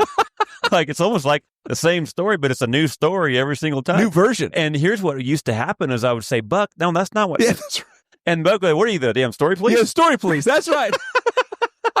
I love that. Every time I hear that, I just... Well, the first started was one time, it was during when he would tell the bodacious story. Oh, yeah. And he'd always start off with, so me and my buddy Chuck, and he would always say, hey, Chuck, all right, here's what we're going to do. We're going to meet these two girls. See the fat one? She's mine. Skinny one's yours. And we're going to go hit on him because here's the deal. I'm going to tell a story and you're not. I said, okay. He said, no, I need you to shut up. Yeah, you got it. You're talking still. And then I would be silent. He goes, there you go. Now you're talking. So then he would go and tell the bodacious story, and it was just the funniest thing ever because he'd walk over there and be like, "Hey, Buck Campbell here, how's it going?" And they're like, "Pretty good." And it's my buddy Chuck. He don't talk much, and so I just sit there and just not say shit. And then he'd be like, the girls would ask him like, "Well, so what do you do?" Bull rider. Really? You seem to be kind of a large person to be a bull rider. Well, it's a funny story. So I'd have this Bo. I don't know if you ever heard of Bodacious. No, like, yeah. And like, yeah. Well, I trained him. I used to call him Bobo. Oh. And yeah, I trained him. And so, I draw him at Houston one year. And Chuck, when he talked, he was like, hey, you got Bodacious. I don't know who that is. Bobo, we trained him. This one Chuck talked. And then he'd go, so you drew Bodacious at Houston, he says. Yeah, at Houston. Yep. And Chuck tells me, when he talked, he says, hey, you need to latch on. You need to put the death wrap on because when you nod your head, he's going to blow out of there. And I'm like, no, he doesn't. Like, he used to hop around. He said, no, now he's a man killer. So, like, he's going to throw you out there and he's going to try to, like, get your head. So, like, no, go ahead and, like, put that wrap around there and just put that killer wrap in there. I forget exactly what he said, He was like, so I do. And he says, hey, when I'm telling you, this Chuck Crawford pulls this bull rope now, and he about pulled my hand off. I'm like, easy, Chuck. He said, I'm telling you, he's going to blow out of there. And I put the old death wrap right there, and I cut the deal between the finger and the ring finger right there and slap it on a couple of times. He said, when I give you the old attaboy right here, he says, this bodacious, Chuck was right, blows out of there. And he says, he gave me the old 1-2 right there and throws his head back. Well, didn't make much sense to just not move your head. So let's move my head over. Well, then he hits the ground again, comes back, and he comes and I tried to hit my head again. That's when, move my head over. He said, after that, he forgot what to do. I just go ahead and run the Pittsburgh Steel in him. I'll spur my bull rope right in half. Well, when he does, he throws me right in front of him. He steps on my chest, pushes my weight downhill, and don't ride a bull cinch. And I'm telling you, I'm just a fan at this point going, where did this come from? Holy shit. And they ate it up. Best storyteller. And they ate it up, probably. Oh, I did too. Yeah, right. Yeah, everybody did. He was one of the guys, when he started telling a story, everybody surrounded. Absolutely. Yeah. He was he was so much fun. Like, say, him and Brock and those. There were so many great storytellers back in the day. Oh, that's for sure. Yeah. I love the story police, though. Yeah. What are you, the story police? Oh, Bucksnort. Yeah. And he was a good hazer. Absolutely. He's a damn good hazer. He's a cowboy. Yep. He was a cowboy. Sure. He hazed for me. I don't know if he hazed for me when I won Sisters on. Remember the paint horse BJ had, Bullfrog? Oh, yeah. Little, that tiny. Yeah, the one Trevor Knowles. Did Trevor? No. That was a McFarland horse. That was Reba. That's right. Yeah, she was the That's right, yeah. bay mare with a strip face. Bucksnort was a buckskin paint Bucksnort Bullfrog. But yeah, that was, those are, and that's a guy that probably could have made the finals in the Bulldog. BJ. Mm-hmm. Yeah. I think he loved it too. Yeah. He loved it. Yeah. Yeah. So like when we talk about hazing and things like that, what is the percentages? What kind of goes out there? Because I know a lot of questions get asked out there, like when someone rides somebody else's horse, what's kind of the going rate on percentage? and then obviously the hazer too. So what are kind of the percentages in bulldogging? Well, it just depends on the situation. But if I ride somebody else's bulldogging horse, they get 12.5% of what I win. And if that person has a haze horse and they haze, they get another 12.5%. So it's 25%. And a lot of times when I have my own bulldogging horse and my own haze horse, somebody will just jump on and haze. Now, if it's and if it's a big check, like, if I was to hypothetically win Calgary, the American Houston, you would cut them in on hazing money and be a 16th, just for them getting on and doing a good job. So, it just varies. But if I have my own horse and haze horse and I'm just at a regular rodeo, it's nothing. But if I, hire out a hazer with a haze horse, 12.5%, and then if I get on somebody else's bulldogging horse, it's 12.5%. What was one of the best bulldogging horses? What I see you've been on a couple of them, so I mean, let's go with 2. I don't even know if I could do 2. I mean, I can do 2. Willie was phenomenal. What made him so good? You ride a ring snaffle in him, and you could see horn around, or you can go at the bottom of your knot, and he was up there back and gave you a little room, and he was just phenomenal. If I'm going to go the NFR though, Gunner of Jesse Peterson's, that horse was amazing. You didn't have to score, like you'd nod, and by the time the gates were opening, he was pulling through your hand, and you could just let him pull through your hand, and then when you dropped, you were off the corner and blowing the barrier out. And his go was sweet, especially in that little building. You get up there back, and then he would go left, but hauling ass doing it. So it wasn't like your feet ever hit alongside you. They just carried out where they needed to be. He was phenomenal. Because it seemed like the start and speed, there's a couple, but then also like when they would do certain things, I'm sure that it has to also that feel where it puts your feet in the right spot as well. Yeah, absolutely. Right? And that was one thing, in every horse I ever rode. So I owned a lot of high dollar bulldogging horses, and I never rode them at the finals. They were a tool to get me there. I always wanted to get on the best horse. Like Gunner, when I started riding him at the finals, he didn't go out on the rodeo trail. He stayed up in Dillon, and Jesse, they might circuit rodeo on him. They'd do a little of that. And then towards the end of his career, when Jesse wasn't circuit rodeoing on him, I'd get him down 2 months before the finals. I'd swim him. I'd get him injected and get him ready to go. And we'd run, I don't even think we'd run 20 steers on him up to that point. And he was just that type of horse that was ready to go. And then there's other horses that you kind of need to maintenance a little bit more and put a few more runs on them. But, Gunner, Willie, Rusty, of Dakota Eldridge's was a great horse. I got to ride Les Shepperson's horse, Dylan, when Gunner got hurt. I think that was in 2011, got hurt, I think in the 8th round. And I was rodeoing with Les Shepperson. He was hazing for me. He let me get on Dylan.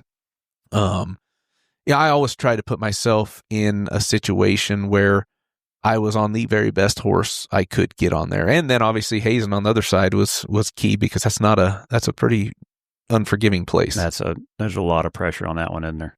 Yeah, absolutely. I got to haze there one year, and it was the same year that I got to get on Dylan. I hazed for Les on his horse, and I was in 3rd place, I'm going to say 7 out of 10 times. I was in the picture enough where he caught him. He ended up winning the average that year. And, but yeah, man, it's, you want to talk about feel like you're helpless when you're on the hazing side. I tell you what, though, competing and then being able to haze, so there has to be so much of an opportunity to do both, because you kind of know the feel of where to be and stuff like that, and keeps your head in the game for sure. Yeah, and in all honesty, I hated it. I'll bet though. That's a lot.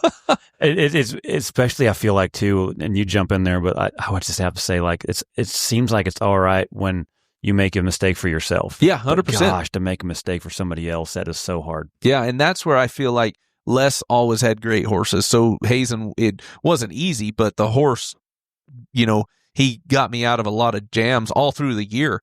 And he was just so easy. He was so long stride. He got out in the mouth of the box, and you felt like behind, but then 2 more strides and you're right up in the business. But yeah, it's like anything, when it's you competing and you screw up, I could deal with that. But when I'm screwed up for somebody else that had a chance to win a lot of money, that's a harder one. Yeah. Where did the booty shake come from? Oh, we have to talk about that. How did that get started? Because I mean, it's a signature. Yeah, you got a signature move. Yeah, my hips went out just from the American when they asked me to do that. So I want to say 2004, we were at Omaha when they had the tour finales. I think they had the winter, summer, and the final one, but we were at Omaha. I think that was the summer tour finale. And they didn't feel like the crowd was getting engaged as much as they want to. And they came up to me and I can't remember, Sean Davis or whoever was producing the rodeo. It's like, hey, we need you to do a dance. Remember Rooster Reynolds, how you do the chicken dance? And I'm like, yeah, I remember that. Yeah, very well. And they're like, we need you to do something like that. I'm like, well, I'm absolutely not taking Rooster's moves from him. Right. And anyway, they kept copyrights infringement. Yeah, exactly. They kept hounding me. And finally, the announcers, I threw my steer down. And they're like, he's got to do a celebration, something. And the crowd actually kind of picks up. And so the only thing I can think of is if I do this, I'll never have to do anything again. They'll never ask me to do anything again. And was I wrong? Yeah, it's it took off from there. Yeah, it did. No, it did. Yeah, it did. And it's fun too because it created I feel like a lot of viewership. It created those talking points and it created enthusiasm in the crowd during the steer wrestling. Oh yeah. Because like when you would do good, there was a certain amount of expectation. And then when you would do it, then you could hear it got that much louder. Yeah. And it was just kind of cool. Yeah, the hardest part was towards the end of my career when I was not having as much success. You know, I was throwing them in threes. It's okay, whatever. But when I was 5 somewhere, they're like, hey, I'm like, no, I don't want to. I'm winning 75th. Why would I do this? I'm not even placing. And yeah. So that was the hardest part. What about your trending pants? Yeah. Yeah. Yeah, so, the Carpenter jeans, I suggest everybody try them. You might want to size down a little bit if you're, but yeah, I think my wife really loves them. What created the Carpenter pants? I don't really know. I hated tight jeans on my thighs from the time I was a kid. Like when I was high school rodeoing, I was wearing silver tabs. That's what I high school rodeoed in. I loved them. I loved the way they fit. They were loose. Those were Levi's, right? Yeah, Levi's silver tabs. Mm-hmm. And, then when I started going to college and having to buy my own stuff, the silver tabs got expensive. Just remember the slim fit 13 WSMZs or whatever they were. The Wranglers? On the Wranglers. The Stranglers? Yeah, Stranglers. Nope. Those were a bad day because they were so tight around here, but you kept buying them bigger. Well, then for long, my waist is way too big, but mine's still tight around the thighs. So, yeah, that was, and I don't have much of an ass on me anyway. Like, the more I've been lifting, it's kind of, my wife even said it's starting to get a little more bubble to it. Yeah. But yeah, that was the problem. Like, I would have to get them big enough in the thigh, and then it looked like I just had a ass full of, like that big diaper there just bouncing around. So that was, I quit wearing, I didn't really wear those ever, but I was in freshman. I was like, ain't doing it. So, I tried all kinds. I like Guess jeans, Levi's, silver tabs, but silver tabs were my go-to. Lucky jeans. I don't remember Luckies. I rodeoed in Luckies. I loved them. Yeah. They had that kind of baggier fit. And then when, Cinch came out, I tried the green labels. Too tight. They had the red and black labels. I did wear the black labels. I liked those. But when the Carpenters, which Britt Buckus, I think, was kind of the original Carpenter wearer, when they came out and I got those on, I'm like, hell yeah, I could wear these. Yeah. Yeah. So that's kind of, it's stuck for that since Wrestle then. some steers and knock some drywall out, baby. Yeah. And I don't care what people say, I have held a hammer in my hand holder. Nice. Well, how hard it was it rodeoing with diabetes? Because that has to be so hard to be able to manage that and go up and down the road. Yeah. And again, it was one of those deals when I was young, I didn't care. I didn't let anything affect me and didn't let anything bother me. And now, did I do what I was supposed to do? Absolutely not. I could remember, my rookie year, I was like, oh, shoot, I forgot to take that pill. I forgot to do this and that. And back then it was harder because it used to be a vial with insulin syringes I'd have to pack around with me everywhere. And insulin's probably not supposed to be room temperature for very long, right? So having a refrigerator to keep it in and this and that. And obviously the older I got, the technology of diabetes got better too. So, I went from a vial with an insulin syringe to a metal, they called it the Nova pin, and it was it was aluminum pin that you put a little vial in with a throwaway needle on top, which I never threw the needles away, and still to this day, I probably, people are going to think I'm stupid and crazy, but I still use the same insulin needle that I used 2 months ago. I just leave it in my deal, put the lid back on it, and go on. I haven't died, I haven't got an infection, so why waste another needle? You got to test it. Yeah. You got to find out. Exactly. Okay, got an infection. Okay, too long. Too long. Exactly. Yeah. Yeah. So that's how we find things out. You got to find out where the line is. So fortunately, I haven't got an infection yet. But if once it starts getting dull, Then we'll know. Then I throw it away. Right. Like if it hurts, then I throw it away. But yeah, then we went to the insulin pen, and then they started to make the disposable ones, which was nice. And now, with the insulin pump, it's made life a lot easier. And then they got the constant glucose monitor sensor. So it's almost like an artificial pancreas. When my blood sugar starts to get higher, the sensor tells my insulin pump, it gives me a little bit of insulin and levels it back out. Now, I will say this, if you are a diabetic and rely on insulin to keep you going, that's wrong. You need to rely on your diet and exercise. If you could rely on your diet and exercise, the insulin's just something that'll help you maintain, but if you could diet right and exercise right, which, you've rodeoed long enough, that's hard to do, really hard. And that's where I give a lot of credit to the rodeo athletes, especially the steer wrestlers now, because that's where, obviously I have more contact. These guys are athletes. They take care of themselves better. They eat better. They treat it more of a sport, where when I started, it wasn't as much of a sport as taking care of yourself type deal. So yeah, it was a struggle when I was younger. But now obviously the older I got, the easier it was to deal with, just because of technology. Yeah. I do feel, not to interrupt you, I do feel like there's probably a cure out there, but they make too damn much money off insurance. So hopefully, RFK will get to the bottom of that. I know yeah, exactly. Yeah, that'd be cool if there's some underlining things that could help with all that stuff. Yeah, I know when I get stem cells again, with my pec, but they also give me an IV of stem cells. My blood sugar levels out. I was wondering about that. Even if I eat not like I should, I get high and it come right back down to normal. So I'd like to think that there's something to do with that. Yeah, hopefully it's more natural. Yep, for sure. So now home in Texas, they're in Hico. Yep. So how you liking it over there? It's good, man. I mean, again, California will always be my home, but the people have really welcomed us to Hico, and it was funny when we moved there. I rode it with Justin Schaefer, Jacob Talley, and Tucker Allen the last year I went. And we moved to Hico, and Justin's like, "Yeah, we moved too." And I was like, "Oh, that's good." But I was, wasn't even, you moved, great, good, that type of friendship. But, and then find out that they moved to Hico. It was, the last guys I rodeoed with moved to the town we moved to. Man, how cool is that then? It was unbelievable. And now that the boys were starting to rodeo and wanting to bulldog, it really was a blessing that the Schaefers have moved the same place we did. The kids are friends, going to school together. Obviously it was new, but it wasn't that completely, absolutely new. You don't know anybody or anything. They had been there maybe 6 months before we got there. So it was a blessing. That's cool. So do you guys still have the ranch in California? Nope, everything's gone. We got one sold. Yeah, sold. We got one little bit of lease ground there that we still have out there, and where's the family at now? So my folks are on the same place Lindsay and I and the boys are at. Tony's in Stephenville. That's why I got to tread lightly on his bulldog. And I see him quite a bit at the church. Yeah, and Casey's up in Oakdale. Yeah, so he's still out in California. Yeah, so that's cool. That.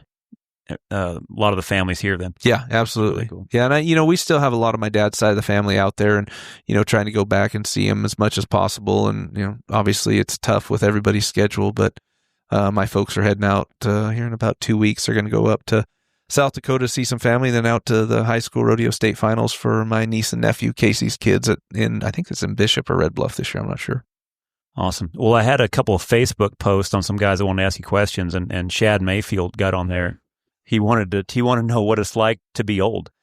Well, it's funny. I was signing autographs with Shad Mayfield and at the finals. Have you ever heard the old bull, young bull joke? No. I don't know if I could say. You can say whatever you want. We say whatever I want. Yeah. So an old bull and a young bull sitting up on top of the hill, and the young bull looks down in the pasture. There's a bunch of cows. He looks over to the old bull and says, "Hey, old bull, let's go down there and screw us one of them cows."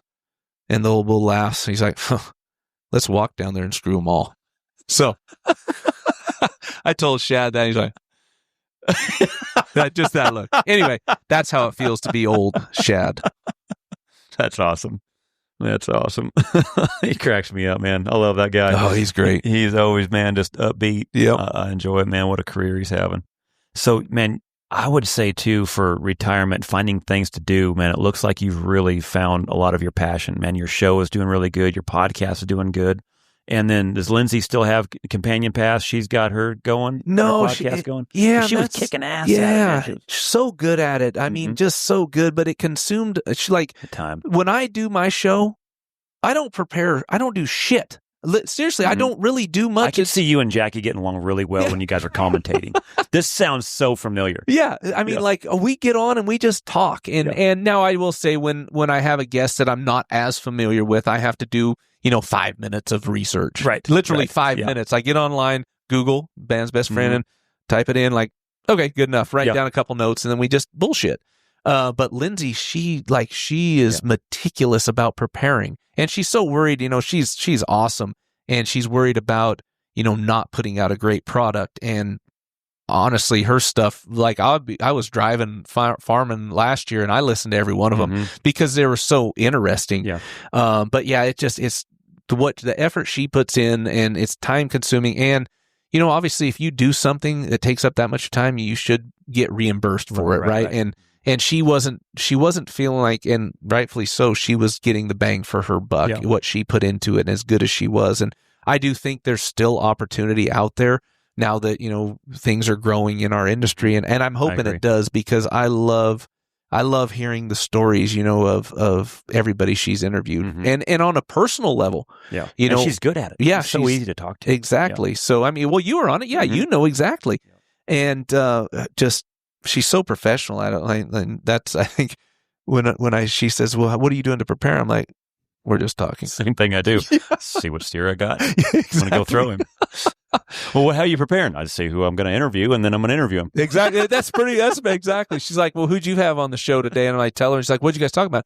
Just stuff. Whatever. Yeah. Like, if you want to know, you watch it. But yeah, no, it was a fun for me, and I seen the work she put in. I seen how much effort she put in to make it as great as it is. And I mean, I think if somebody came in and said, hey, we want to get this up and going again, I think she would. But but obviously she has to feel like it's worth being away from the kids and taking time away from the family to be able to do that. Yeah. So what man, your social media is killing it, man. I was following a lot of it this morning. I loved like the lead up for the American and all that stuff. But man, you commentating, to me, it just feels like it fits you so well because you're so comfortable in front of the crowd.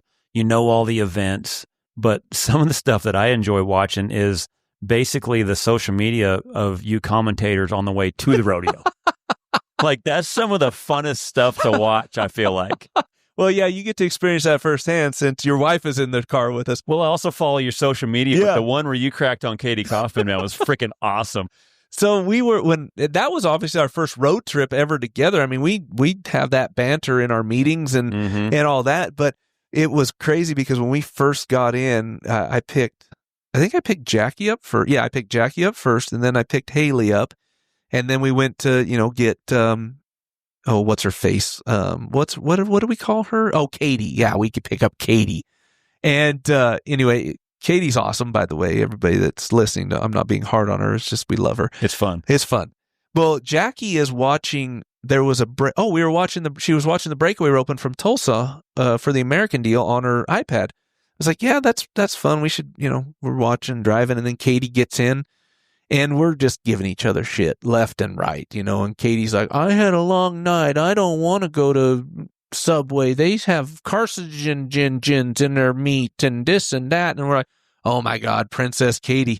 And we get across into Oklahoma, and I'm like, we should have a GoPro in here, something where we could record this.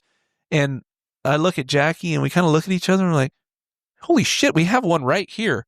So I don't know if the breakaway was open. Then we started recording, doing the recording going up and then coming back. But yeah, it was, that alone could be a show, I think. Well, I see a dash cam all the time on people driving, so that way they can witness wrecks. But yeah, it needs to be flipped with certain.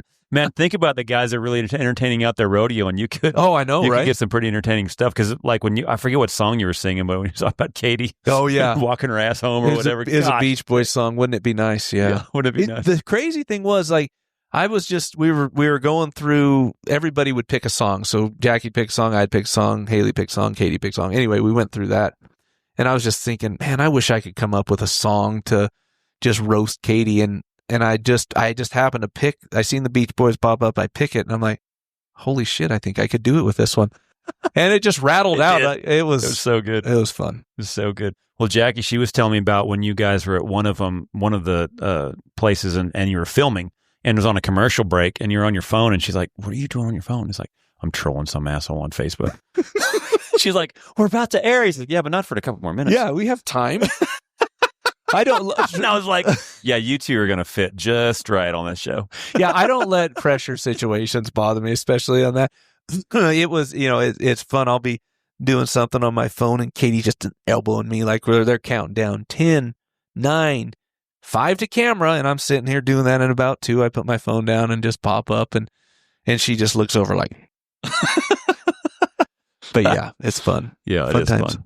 And you're good at it. It's fun. And each year you can kind of tell we're like, you're getting so sharp with the things that you're doing. And like I said, it fits good. So man, for people that, I would highly recommend following your social media. Yeah, I appreciate it. What is it? Just Luke Branquinho athlete? What's some of your handles? Facebook's just Luke Branquinho. Instagram's Luke Branquinho. The Luke Branquinho show, or not Luke, is just Luke Branquinho show on Instagram.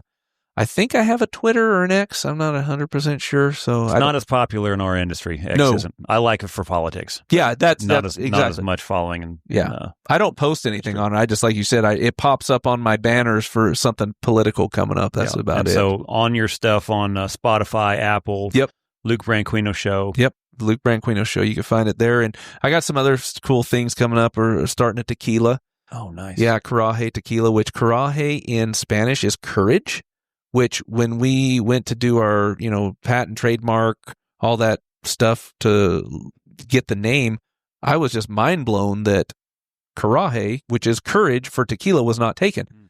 So that's pretty cool. I needed a lot of that before I drank it. Yeah, absolutely. And then I had a lot of that after I drank it. So it's a very fitting name. I see what you're saying. Absolutely. Yeah. So we're hopefully Q3. We're hopefully to launch that. We're going to start small in Texas and then kind of expand out from there. Boots got a custom boot company I'm part of, bootbuilder.com, and they could make any type of boot you want. I mean, and they're high end, they're custom, they're made in El Paso, or they anywhere from 12 to 6,000, depending on what kind of leathers you want. So. I got that, and then what's that on? The bootbuilder.com. Bootbuilder.com. Yeah, it's also on Instagram.